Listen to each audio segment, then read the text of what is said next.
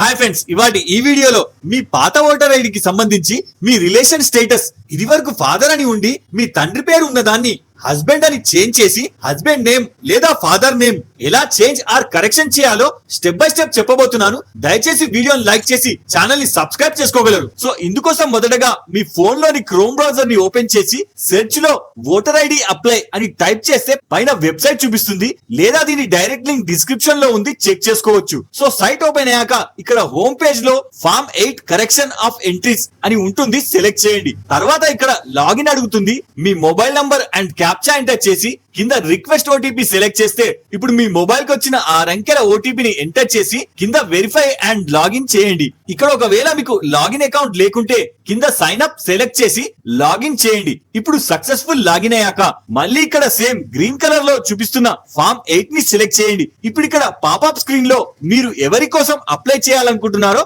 Select చేయండి. ఇక్కడ ఒకవేళ మీ పర్సనల్ కోసం అయితే సెల్ఫ్, లేదా మీ ఫ్యామిలీలో ఎవరి కోసం అయినా అయితే అదర్స్ ని సెలెక్ట్ చేసి తర్వాత ఇందులో రిలేషన్ నేమ్ చేంజ్ చేయాలనుకునే వారి ఎపిక్ నంబర్ ఎంటర్ చేసి సబ్మిట్ చేయండి. ఇక్కడ ఒకవేళ డీటెయిల్స్ మ్యాచ్ అవుతే మీ ఓటర్ ఐడి చూపిస్తుంది, ఓకే చేయండి. తర్వాత ఇక్కడ 4 ఆప్షన్స్ చూపిస్తుంది.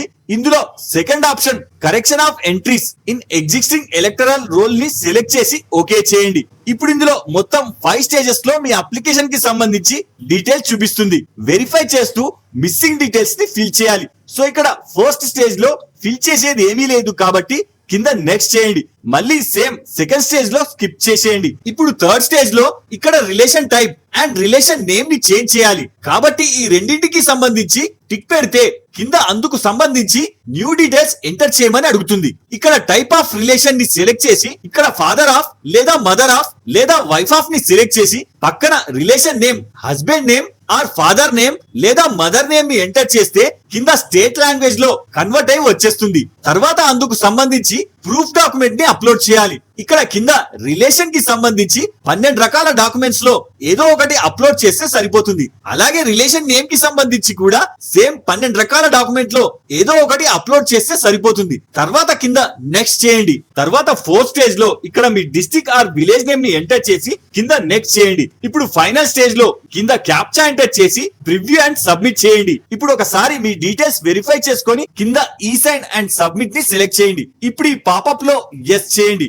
ఇప్పుడు ఇక్కడ మీ voter ID and Aadhaar card number తో లింక్ చేయడం కోసం ఇక్కడ మీ ఆధార్ నంబర్ ని ఎంటర్ చేసి గెట్ ఓటీపీ ని సెలెక్ట్ చేసి 6 అంకెల ఓటీపీ నంబర్ ఇక్కడ ఎంటర్ చేసి చివరికి ఇక్కడ టిక్ పెట్టి సబ్మిట్ చేయండి. అంతే. ఇప్పుడు స్క్రీన్ రీడైరెక్ట్ అయి మనం అప్లై చేసిన అప్లికేషన్ తాలూకు ఎక్నాలెడ్జ్మెంట్ నంబర్ జనరేట్ అయి చూపిస్తుంది. జాగ్రత్తగా నోట్ చేసుకొని పెట్టుకోండి. వన్స్ మన ఓటర్ ఐడి ఆన్లైన్ లో వెరిఫై అయిన తర్వాత నెక్స్ట్ 20 వర్కింగ్ డేస్ లో పీవీసీ ఓటర్ ఐడి పోస్ట్ లో మీ ఇంటికి వచ్చేస్తుంది. సో మన నెక్స్ట్ వీడియోలో ఇక్కడ మీరు అప్లై చేసిన ఓటర్ ఐడి ప్రాసెస్ ని ఎలా చెక్ చేయాలి అండ్ అప్రూవ్ అయిన ఓటర్ ఐడిని ఎలా డౌన్లోడ్ చేయాలో మీకు నెక్స్ట్ వీడియోలో చెప్తాను. సో ఈ వీడియోలో మీకు ఏమైనా డౌట్ ఉంటే కింద కామెంట్ చేయండి. ఇలాంటి మరిన్ని అప్డేట్స్ కోసం వీడియో లైక్ చేసి ఛానల్ సబ్స్క్రైబ్ చేసుకోగలరు. జై హింద్.